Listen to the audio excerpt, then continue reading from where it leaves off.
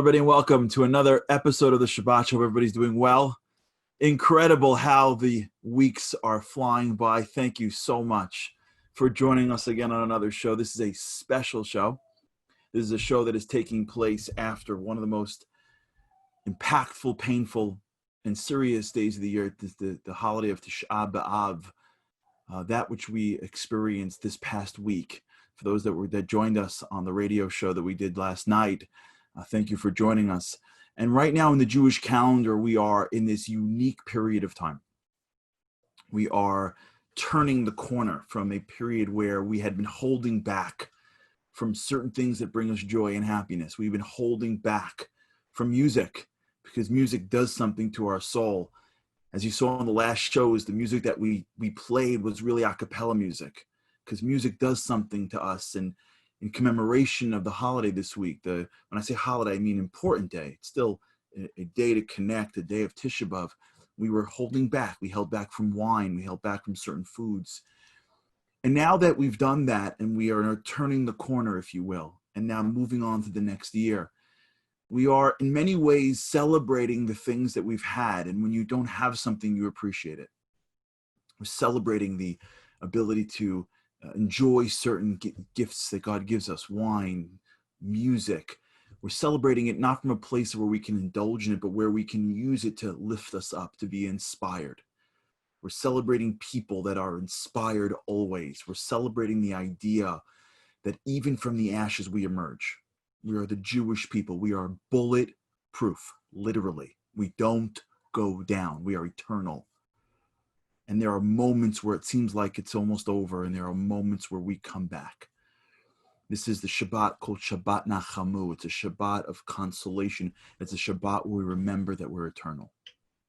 And it's an honor to be on the team, and it's an honor to be part of an eternal nation, which is where we are. We've got a great show of music, of wine, of good times. This is an incredible Shabbat. Thank you for joining us. This is an incredible time.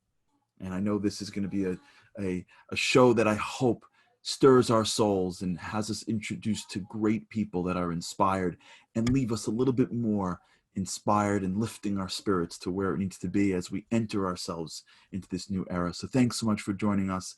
An honor to be with you again. What would Friday be like if I didn't have you? It is so incredible. Thanks so much for joining us. Today's show is sponsored by Tzafona Cellars, Ontario's premier kosher winery.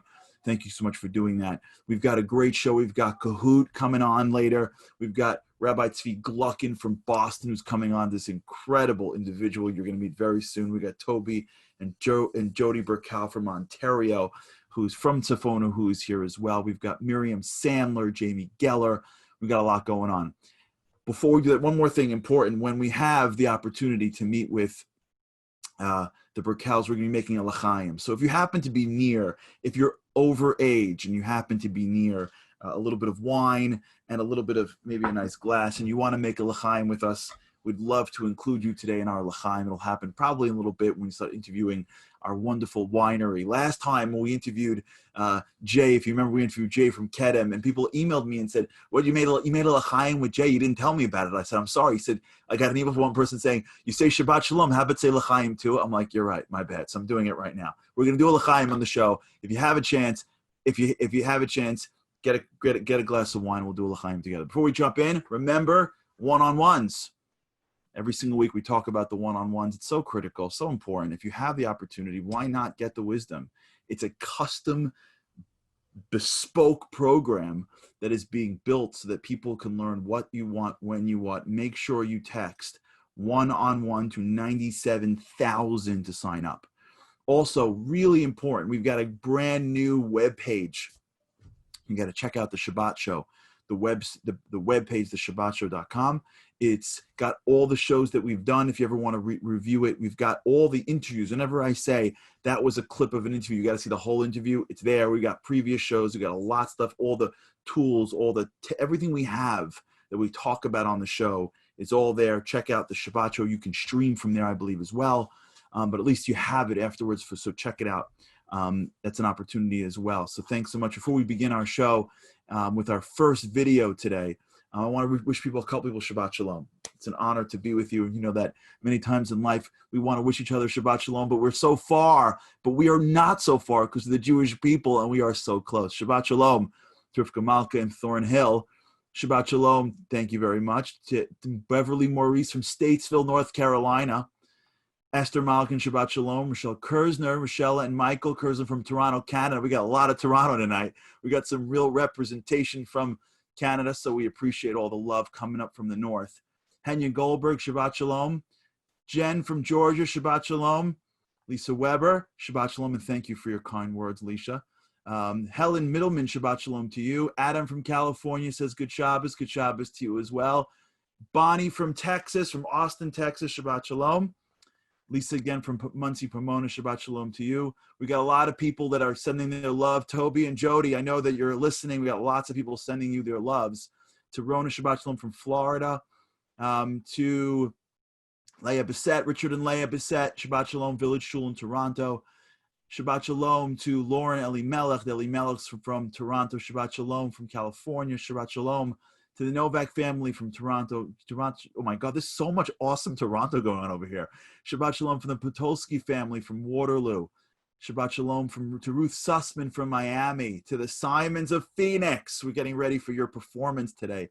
And thank you for the warm wishes to my family. Shabbat Shalom to Leah Perrell from New York City. Okay, let's jump in. We'll do some more Shabbat Shaloms later. Let's begin with our first video. You know, one of the things that is so critical as you come out of a Tisha B'Av and you come into this next period of time is this recognition that we are an eternal people. We don't go down. We are a miracle. We're a walking miracle. There's a great singer named Yaakov Shweki who produced a song speaking about that. And I think it's such an appropriate way to begin as we go from Tisha B'Av, from the ashes, ultimately to where we are right now, as you go from down to up, to remember that every day we walk around, me and you, we are part of a nation that is really a miracle. Check this out.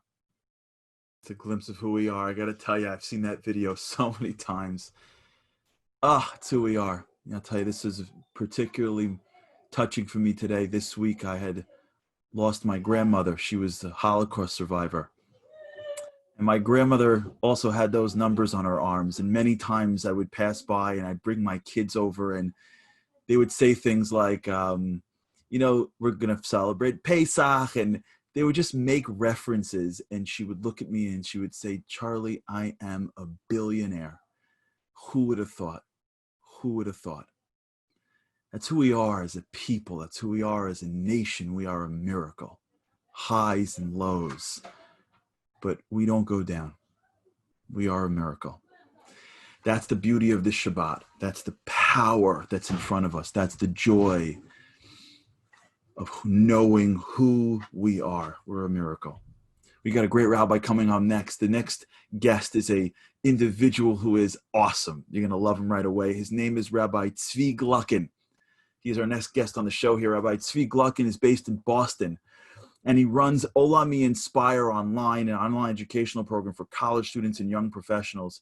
He's a pioneer in online outreach, starting with his first interactive online programming in 2009. In digital life, that's like 2,000 years ago. He served in the Israeli army and has rabbinical ordination from Rabbi Noach Weinberg. He is also a freelance music writer and has interviews and features with important musicians appear in leading music publications like Premier Guitar, Bandcamp Daily, and Vice. He has a degree in jazz studies from the New England Conservatory of Music, was an active player on New York's early 90s downtown scene, and was building an impressive, if limited, discography before skipping town to go to yeshiva. He recently brought his disparate interests under one roof and launched The Ingathering, which explores music via a Jewish filter with a focus on Jewish identity and music's inherent spiritual nature. Rabbi Gluckin, welcome to the Shabbat Show. It's great to be here. What a pleasure. It's awesome having you on, and it's awesome being able for everyone to see you and just get a drop of your infectious personality. Thanks so much for joining us. Thank you so much. Great to see you as well. And, you know, we're talking about the soul, we're talking about music, we're talking about this idea that we held back, and music does something to us. Talk to us a little bit from your background and what you know and all your purview in music. Give us a sense of how to look at it from a more spiritual lens and what it does to you and what you've seen and known about it. Absolutely. Absolutely. Music is a powerful thing. And it's something that's intrinsic to Judaism and the Jewish experience. And what's fascinating is that your spiritual experience in Judaism and your passion for music, they're not mutually exclusive. They actually work with each other and help each other. I think the reason for this is because music is something which bypasses the intellect and reaches us on a much deeper, emotional, spiritual, primal level. Like it gets into your kishkas and it just moves you, and it can affect you without words, without language. I'll give you a great example. Many, many years ago when I was in yeshiva in Jerusalem, and I was in yeshiva and Rosh Hashanah and Yom Kippur were coming around. As most people know, the most important things about Rosh Hashanah and Yom Kippur is getting your seat. And no joke. And so I had been there long enough and I had enough protexia that I got a great seat in the back with nobody near me and a pole right in front of me. Oh, that's awesome. And right as Rosh Hashanah was coming in, this new guy. What's that? This is the Jewish version of playoff tickets. You know what I'm saying? Like we got to make sure we get the right seats right for the game. Totally. Exactly. So I've been lobbying for my seat for a while, but I got it. And this new guy wanted my seat, so they put him next to me. Anyways, he was somebody he'd been around the yeshiva for a while, but we didn't know each other that well. He was in a Russian program, and I was in the regular yeshiva program there. Anyway, so Rosh Hashanah comes. It was great. We just said hi, whatever. Yom Kippur comes. And as Yom Kippur is moving towards the end through Mincha and Ne'ilah, and you're just singing, and we were singing our hearts out. And by the time Yom Kippur was over, we were best friends. It was unbelievable. I didn't even know his name. And this is going back 25 years. Since that point, obviously, I learned his name. We became very good friends. And what's amazing about it is that bond, our connection was born through music. And it doesn't matter, even though we're different people, we actually disagree on pretty much everything, but we're able to get beyond our differences because the power of music brought us together, and our friendship is rooted in something so deep and so powerful that really transcends language and everything. I'll give you a source for this, which is actually very powerful. I saw this in Rabbi Shimon Schwab's book, the one that they give to every bar mitzvah boy, And so in chapter 11 of the book of Genesis, the story of the Tower of Babel. So over there, everybody knows the story, and God confounds the languages and disperses the people, and nobody can communicate anymore because nobody's able to speak the same language as anybody else. But what was language like? What was it like in a world where we had universal communication? So a taste for that is music. And the reason, think about it, music is something that comes from, we could come from different people, different cultures, and other peoples could seem alien or foreign to you. And their language, their music is affected by their culture, their language, the language they speak, their religion, politics, personalities, tastes, whatever it is. And yet, if you make the effort to get past that and just to listen, you can understand that other person. Musicians have this experience all the time. They'll jam or work with other people who don't speak the same language, and yet they become very, very close. They can't schmooze afterwards when they're drinking coffee, but they're able to build a very deep bond because music transcends all those things. In our polarized, insane world, where we're divided by pretty much everything, the way we can get over the hump and appreciate other people and get into the heads of other people is by taking a moment to check out their music, understand where they're coming from, learn where they're coming from, and in particular, coming off of something like Tisha B'Av, which is, you know, our suffering because of our divisiveness and because of the disagreements that we have. If we're able to take the time to learn, listen to the music and find other people's and appreciate other people's for who they are through their music, we can really come together and build this world and really make everything so much better. I totally agree. I want to play a clip of you with you watching. We found the cool clip of you online. If you can play Project Inspire Super Team, if you could just pull up that clip of Rabbi Tzvi jamming, just tell us a little bit about you're sitting with a buddy of yours, you're jamming, and just check this out, just to give you a sense of your background and just and the expanse of your knowledge. Just the Project Inspire. Why don't you play that clip? And me until you use me up. Until you use me up.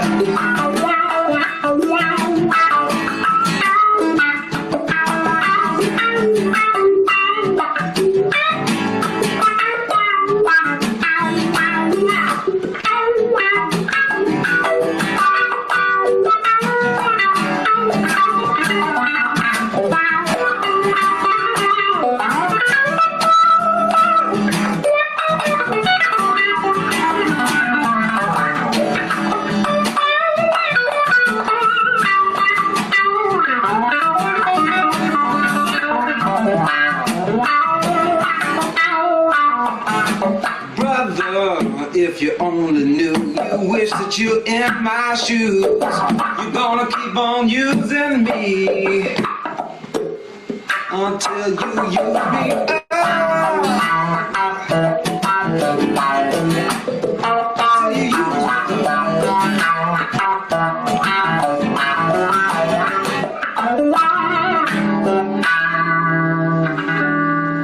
Who would have thought a rabbi could jam like that? I'm telling you, look at you go. To talk to me about one more thing, one more question. I know it's busy. It's a Friday afternoon. Give me one more question. For those that can't jam like that, right? You know, not everyone's got that skill, that talent. How does a person use music better? How does a person delve deeper into music to connect, to be more? What can we do to be more appreciative of it and to use it, I guess, to be more connected to God, to each other, to spirituality? That's a beautiful question. I guess the simple thing is just to listen and to let the music move you. In synagogue in particular, like on a Friday night, for example, when you're coming to Shabbos, most times the nigunim and the songs that we're playing are simple enough that if you just close your eyes and let the music move you, you can go along with it. And it can take you really to a very different place. You can leave yourself, you can leave the mundane, you can leave all the superficiality and stuff that plagues us and bothers us. And you can push that to the side and just get into the groove. Awesome. Rabbi, you're awesome. Keep on being awesome. Keep on jamming too, away. man. Keep on bringing the light. And it's great to have you on the show. Shabbat shalom to you and Shabbat yours. shalom. Great seeing. And Thank you thanks so so much much for joining us. Thank you, Rabbi. That was Rabbi Gluckin. How awesome is that, right? How great is it to watch him jam? It's so amazing.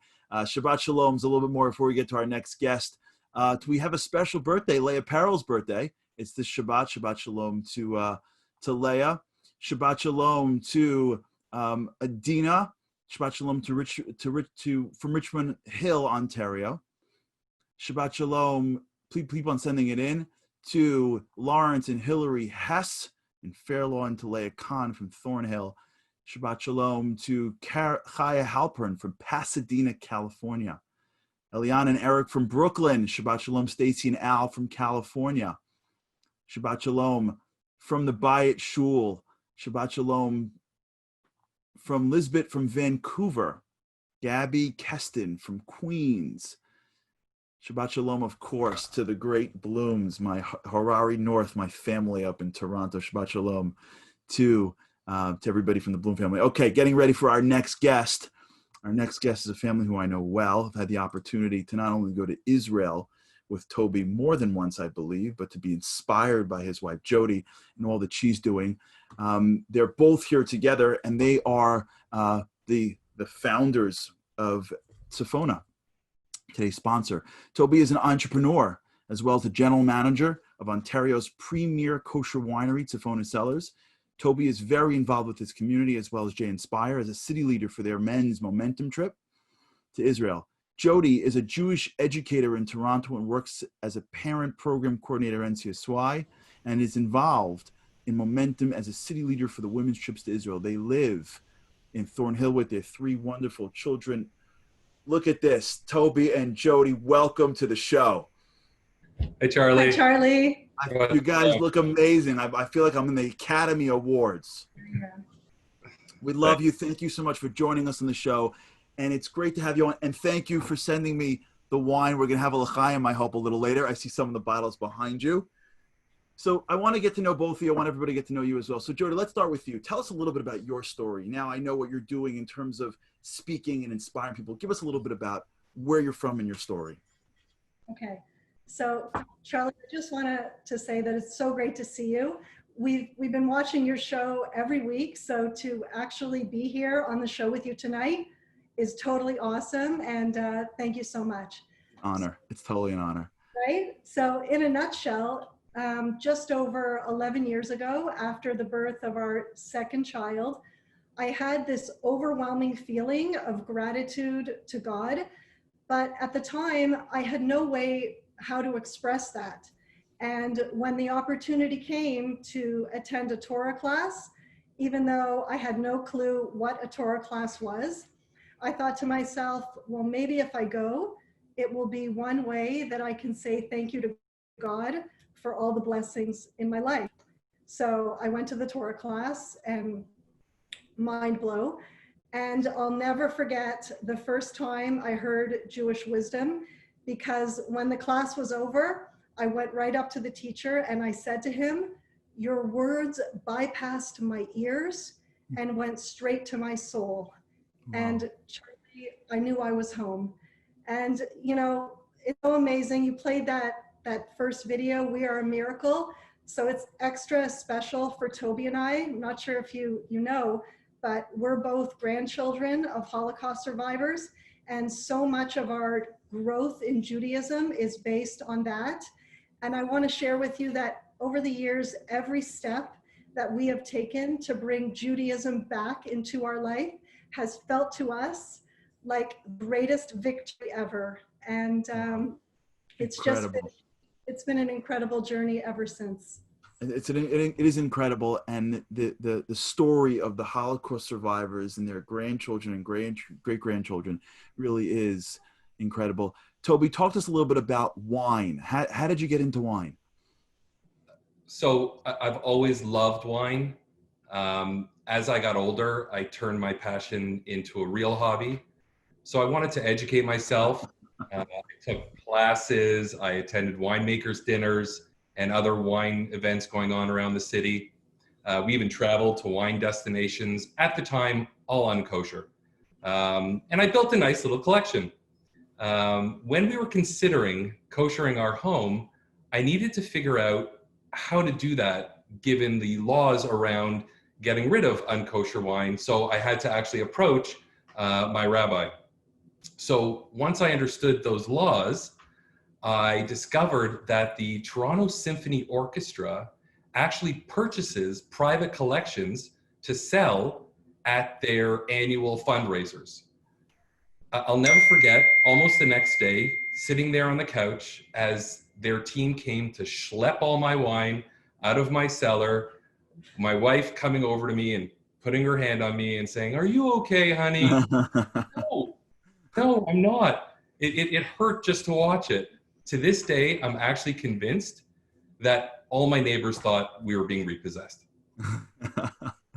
So how did the winery start? So you get into kosher wine. There's one thing to get into wine and then to kosher your house. Then there's taking what you're doing and building a winery. How did that happen? Well, it was actually very, very lucky, for lack of a better term. It was a blessing that we got introduced to Rabbi Avram Gisselson and his family, and they recently moved into our neighborhood, and we became close friends very quickly. We shared a passion for great wine. And then one day, while having a great bottle of wine, I asked him, "Are there any kosher wineries in the Niagara Peninsula?" Because it's such a wonderful wine appellation, and I really had a desire to support local. Somebody from the Toronto community was either going out there, or our Kashrus organization was going out there to ensure that we had great kosher wine. When I started to do some research, I discovered there was none. And I found this so surprising because it's a world-renowned wine growing region. Immediately, we saw the opportunity and decided almost right there and then to start the winery, with Avram being the winemaker and me managing sales and marketing. And Charlie, I just wanted to share with you that, you know, it's been almost 6 years now, but I remember that first time Toby came home and he said to me, "Jode, they're bottling our wine. Like, I can't believe it." And I said back to him, I said, "Look how much Hashem loves you." And he said, "What do you mean?" And I said, "What do I mean?" I said, "You sold your whole collection of unkosher wine, and now you have a kosher winery." I said, "If that isn't a kiss from Hashem, I don't know what is." That's great. That's great. That's amazing. It's actually been really easy to see Hashem's hand in this endeavor. Now it's 6 years later. We have 7 different styles of wine, including our multi-award-winning ice wine. And nothing gives Rabbi Gisselson and I and Jody more nafis than receiving calls like we received from a small community in the Canadian Maritimes, saying that his community is making Kiddush, the blessing Friday night over the wine, for their first time because some of the people there found a wine that they enjoy and they really have a desire to support local. So it gives us a lot of nafis. Amazing. Let me, one more question, and then I'd love to make a l'chaim with you. We're talking a lot on this show about appreciating the things that we have and taking the things that God gives us and elevating even more. So give us a drop from your perspective about how we can appreciate wine a little bit more. Like, give us a drop more in terms of taking the things that we have and making it even a little more special and more connected to it.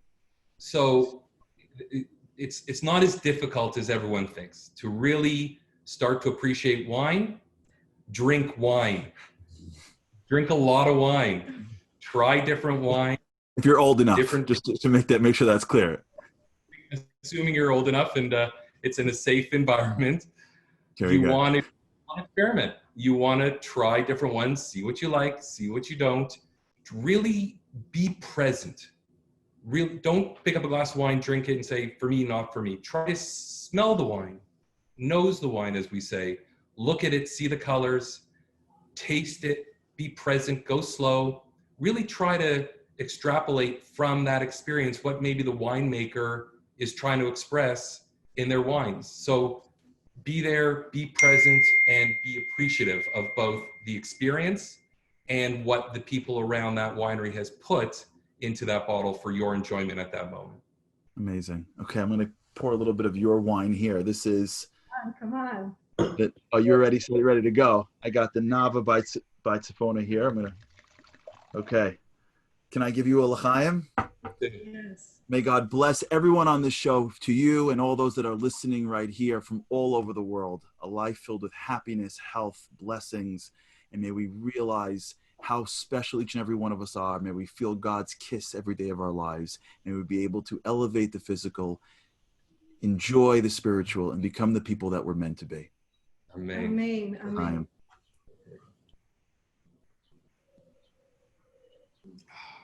Oh, that's great. You guys are awesome. Thank you very much. Continue doing what you're doing. Continue shining your light on the Jewish people and on the entire world. And I look forward to drinking a wine glass with you, I hope in Yerushalayim soon. Amen. Amen. And if not, in Toronto. We miss you, Charlie. If I'm in Toronto, we'll take it. It's time. I'm coming back. As long as they open up those borders soon. Thank you guys. Shabbat Shalom. That was great. To the Burkows, who I know well, they're such an incredible, incredible couple. Really, really real and awesome. Thank you so much for that, and thank you for the wine. And for those who are drinking, l'chaim to you. May we only be able to celebrate good things together, all of us. A couple more Shabbat Shaloms before we go to our next video. To Gabby Keston from Queenswich, we got Toby and Jody and Toby. If you're still listening, people are loving you all over the chats over here. If you're on my Facebook, I'm going to go do the Facebook shout-outs a little bit later on, so please feel free to check my Facebook page on this show, and I'll try to get the Shabbat Shaloms on that as well. To Jen, thanks so much for your kind words. To C.D. Urbach, Shabbat Shalom to you. To Lisa Black-Medding, Shabbat Shalom to you as well. To Rana Salinger, Shabbat Shalom to you. Rochelle Kersner, Shabbat Shalom. To Patty, Shabbat Shalom, thank you for your kind words. To Malka Kolinsky from Chicago, Shabbat Shalom to you. To the whole Thank You Hashem team, Shabbat Shalom. To Miriam Daba, Shabbat Shalom to you. Helen Miltman, thank you so much for your kindness. To Liran, my brother Liran, thank you so much. Shabbat Shalom to you. Okay, here's a couple more soon. Before that, let's go to this new video that we found from a man named Alex Clare. Gotta dig deep, 'cause your mind, it screams and I can see. Open your mouth, I can read your mind.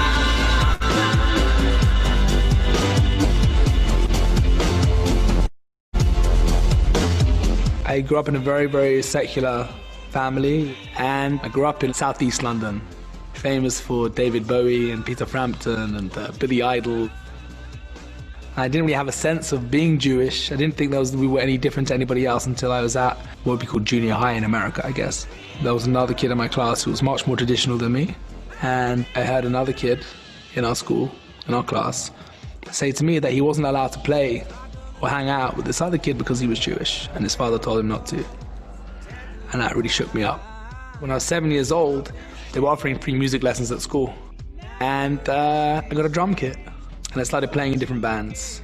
When you're a musician as a kid, it's like a gateway to get into all the parties and all the bars when you really shouldn't be there. And at 17 years old, I decided to really take music seriously and follow it full time. Sure enough, I started working for a small publishing company in London, working in studios, working my way up from firstly just making cups of tea. But I started creating my own type of music, which was blending soul music with electronic music. I was playing live almost every single night, and before too long, the recording industry in the UK started to notice me. Eventually there was some sort of bidding war between Parlophone and Island Records, which is where I ended up signing and becoming an Island Records artist, famous for signing U2 and Bob Marley and like various other big musicians. You know, the real moment of sense of achievement was when I played a Lollapalooza in Chicago. That feeling of seeing 30 to 100,000 people singing every word to every song back marks a real sense of achievement. It's the dream.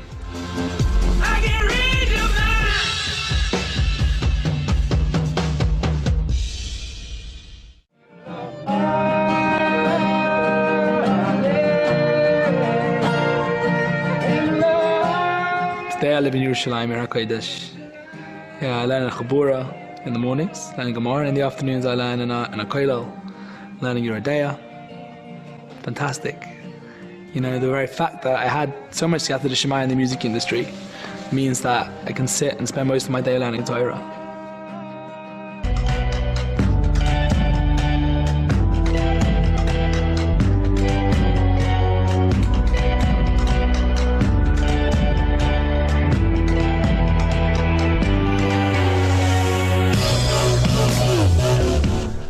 I'm a professional musician and as such have always played music.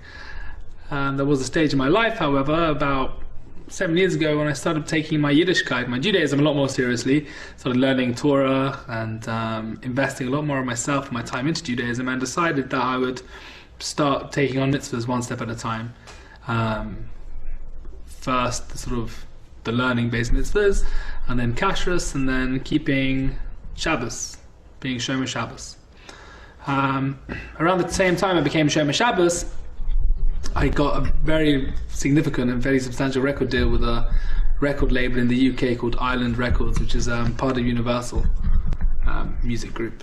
Big, huge organisation who in the past have had acts like U2 and Bob Marley and Florence and the Machine and Mumford & Sons, and everything was going swimmingly. And when they signed me, I told them, there's something you have to know about me. I'm an Orthodox Jew, and as such I can't work on Friday nights or Saturday days. Okay, they were very eager to sign me, so they said, okay, fine, that's great, you know, no problem, we'll deal with it. So they dealt with it, and you know, time went on, and I'd made an album, and the album was about to be released, and then just by pure coincidence, even though it's a funny word in Judaism, every piece of work I was being offered for promotion of my album was on Friday night, and on Saturday day, Shabbos. So I told my record company, I'm really sorry, I can't do it.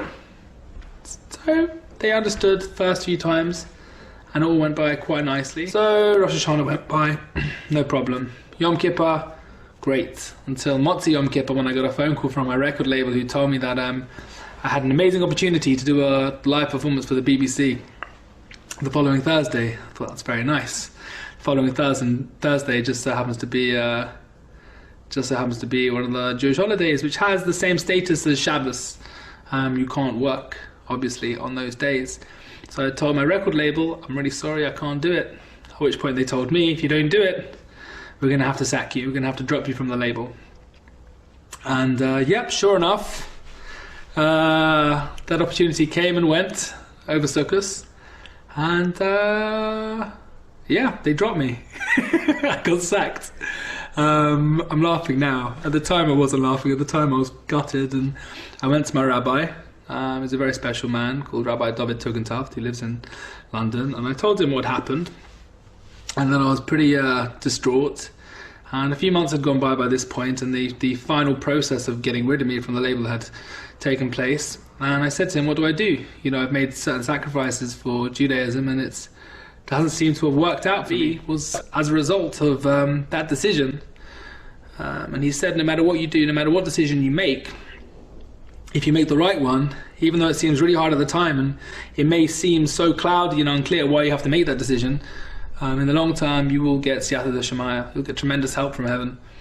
And so that's very nice, but I continued to not be able to pay my rent that month. So after losing my job and being unable to pay my rent check or any other checks, or take care of any other financial responsibilities, as I was literally down to my last pennies, and being a bit confused by the whole thing, I got an email from Microsoft, not as a performer of Too Close, but as a songwriter. They tried to contact other people, but it just hadn't happened. And eventually, through my music publishers, they got in touch with me and said, we want to use your song for our international campaign.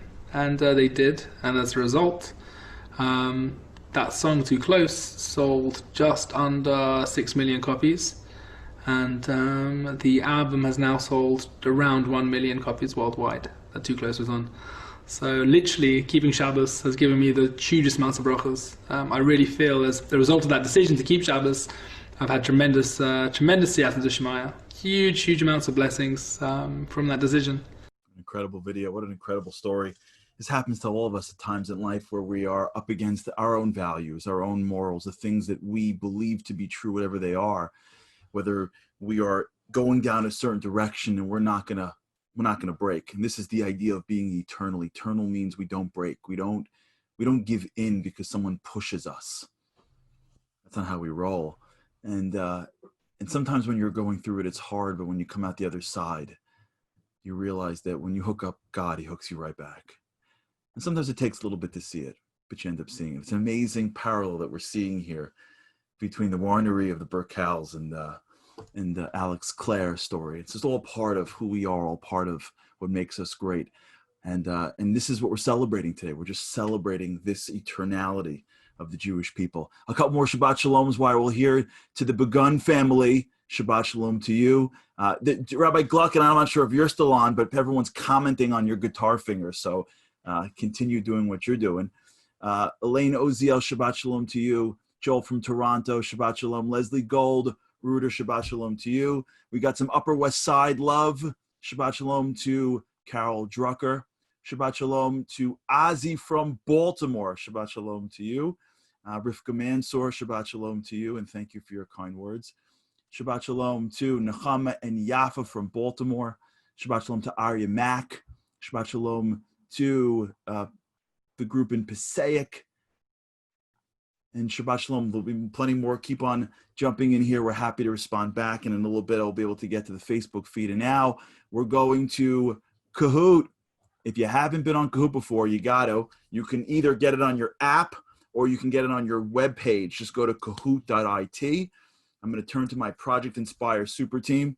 Let's get Kahoot going. Kahoot is the time in which we get to compete with each other. The pin is 34608.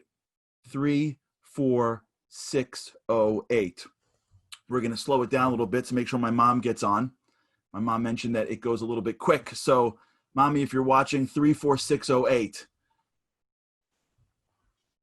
Here we go. We got a great group of people joining on. It gets fairly competitive. So if you're here for the first time, welcome to the game. And if you're coming back, it always gets more and more competitive each time. As we go through this and people start learning on, we'll get a couple more Shabbat Shaloms.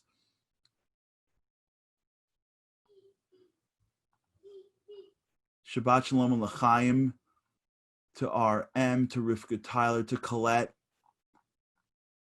Just trying to go through some more. Stefan Sherry and Stefan Schwartz, Chani, Moshe, and Donnie, and Clifton. Shabbat Shalom. Yosef Dov Farrell from Passaic. Shabbat Shalom. Are we ready to roll? It's only one more minute. We'll get everything going. If you haven't logged on yet, 34608, 34608. Beth from New Hampshire. Shabbat Shalom. Okay, I'm ready. Let's do this. Okay, one more minute. 10 more seconds. Okay, let's just do it. All right, rock and roll. Okay, first question. How do you say guitar in Hebrew? Muzika, metarim, pisanter, or guitarra? I just love this question. Muzika, metarim, pisanter, or guitarra? A couple more Shabbat Shalom as we do this. Theodore Farrell, Shabbat Shalom.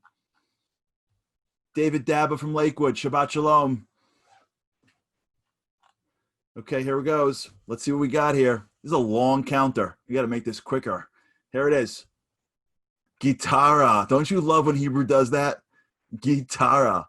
Oh, there's something called the winner. Liran is ready to play Aviva, Leah, and Jordana. Okay, number 2. I feel like Liran's going to place really high today. He may take it. Okay, 2 professors at Jerusalem Hebrew University created the first xylophone, cherry tomatoes, toenail clippers, or Teflon frying pan. This is Israeli intuition, innovation at its best. The answers are flying in. What has been going on in Israel? They've been inventing multiple things. Which thing have they invented from this list?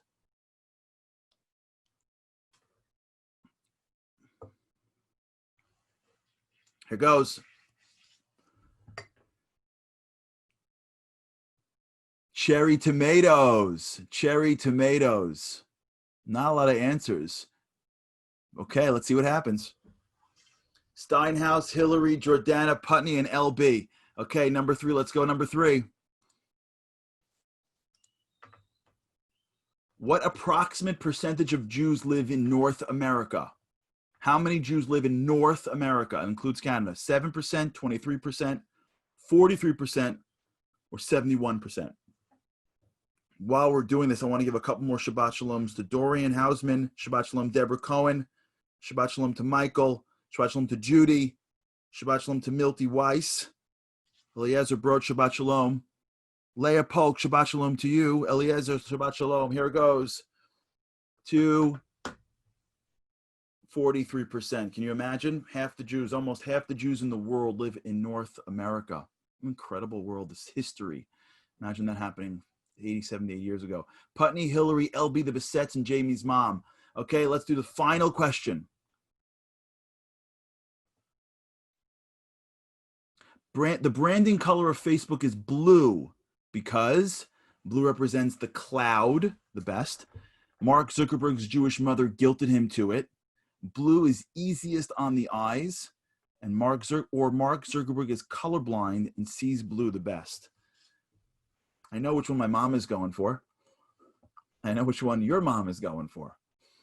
And no matter what the answer is, I am positive that there's some guilt involved. So here it goes. The answer is he's colorblind and sees blue the best. Okay, let's see what how we did here. And the winners are LB, 3rd place, great showing. Hillary, and the winner is Putney. Putney, please, Joanna and Joel, thanks for stepping up here. Thanks for a great, you could always email projectinspire.org.com to get your prizes. Putney, reveal yourself to me. I want to know who you are. Thank you so much for joining us. Shabbat Shalom to you, Fibish from Manalapan. We are ready for our next incredible guest, Miriam Sandler. Fame and allure of a life as a performer sent Miriam Sandler traveling the globe with international superstars, singing background vocals and dancing for thousands. She spent a decade touring with superstars like Gloria Estefan and Michael McDonald, which included shows at the White House and abroad for the Queen of England. Aside from being a polished performing artist, Miriam has recorded with megastars like Julio Iglesias and James Brown. She inspires audience of all ages with her heartfelt message and powerful voice. Miriam, welcome to the show. How are you?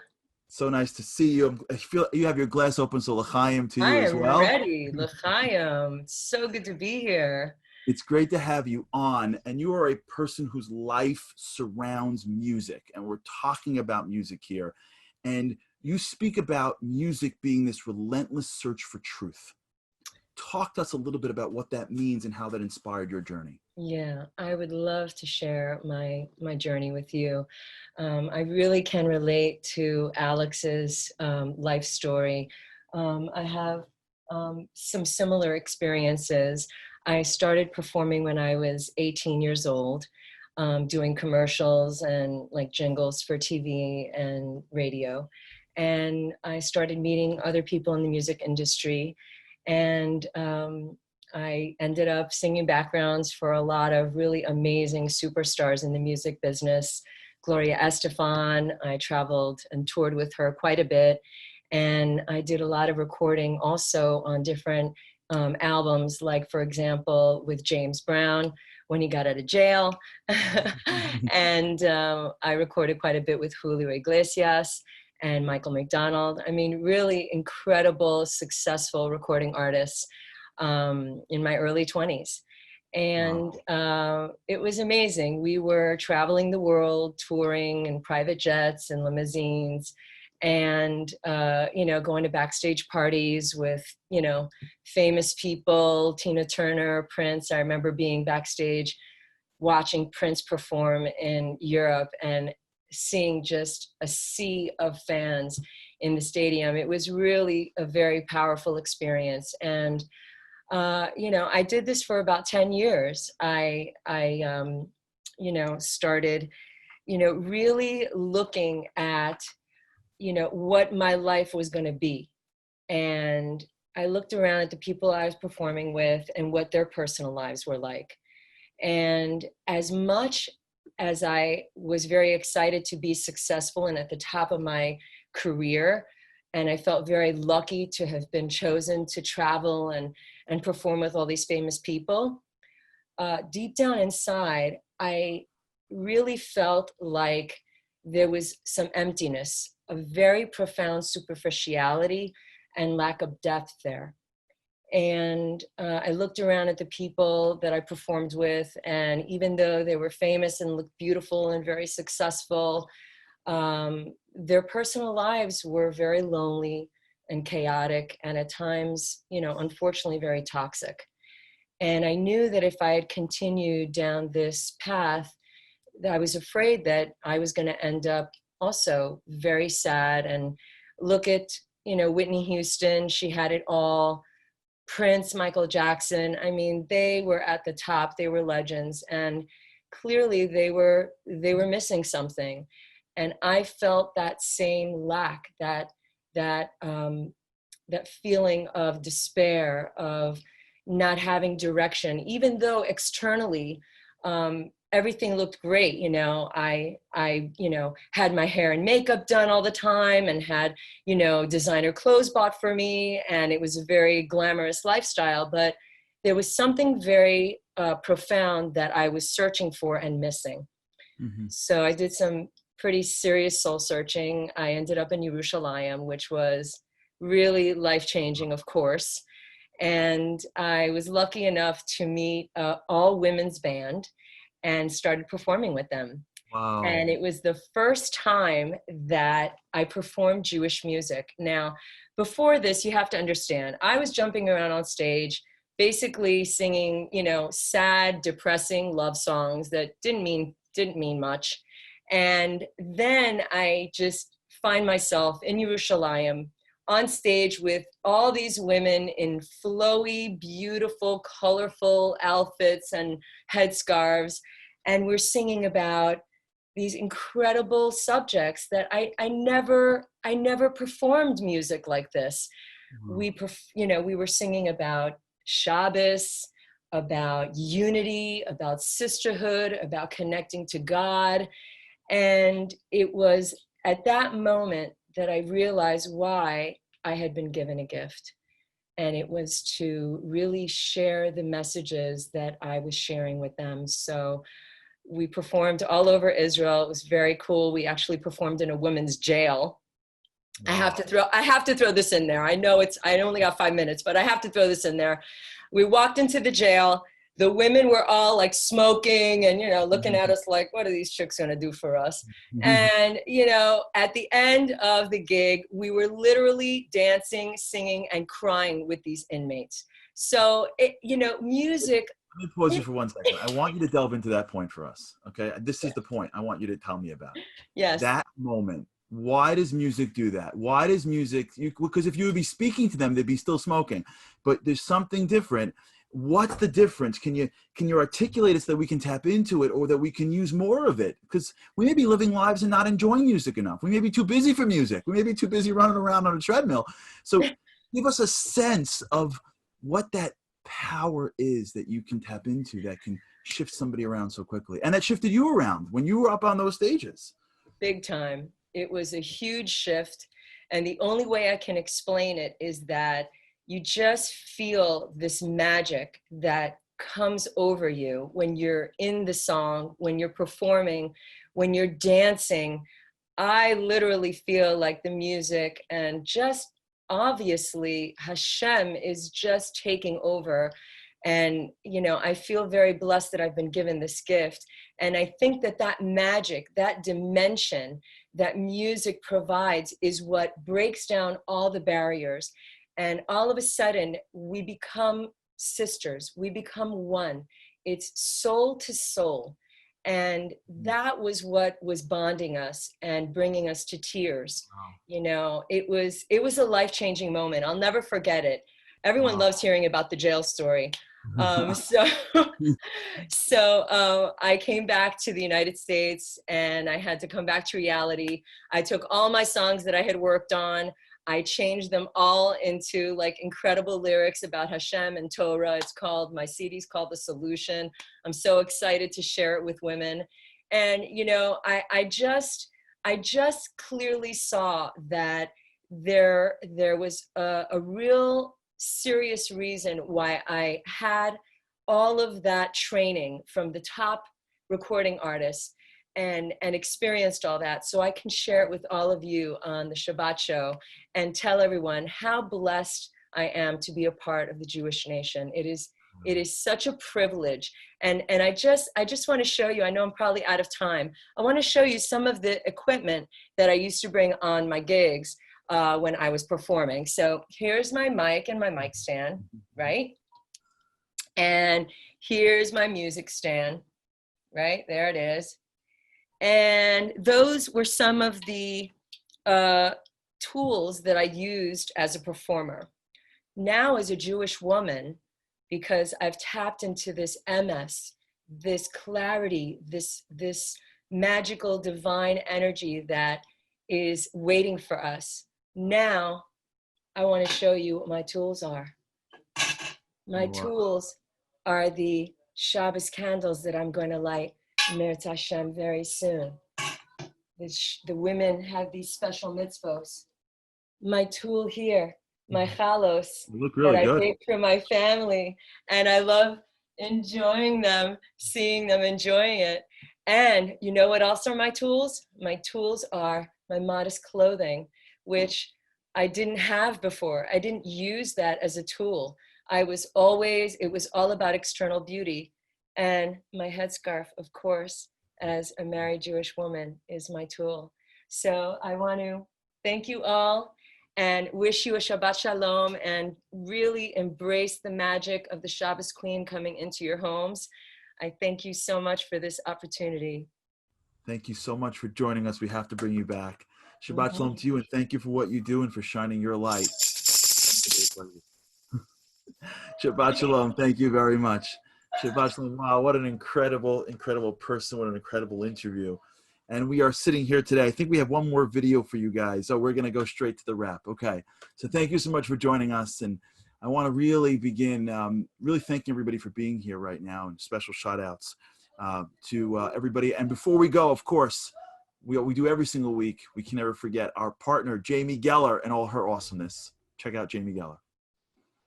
Thank you, Charlie, so much. And hi, everybody. I am so enjoying this happy musical episode. Inspired by that, I'm sharing with you accordion salami, also known as Hasselback salami. Now, this technique can be applied to anything that you like. So you can accordion potatoes, carrots, even pineapple. Watch and learn, and I hope that you really love this sticky, sweet treat. The only secret tip I have for you is listen to music while you accordion. Shabbat Shalom.